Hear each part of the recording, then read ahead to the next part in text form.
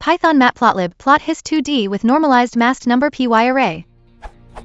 I want to plot 2D histogram using matplotlib.pyplot.hist2d. As input, I have masked number py.m a arrays. That as such works fine like this.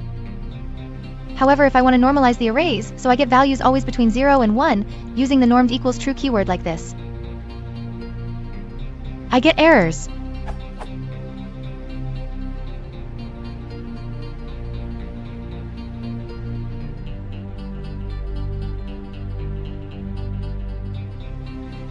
Any idea how I can get round this and still get a normalized 2D histogram? It's because of the cmin. It doesn't go well with normed equals true. Removing cmin, or set it at 0, will make it work.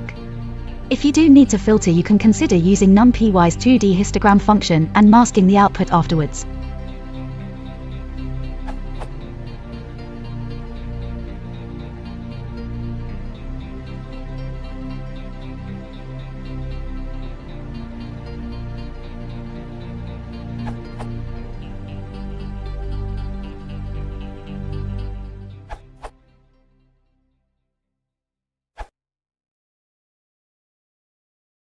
If you want to support the channel, please consider liking and subscribing.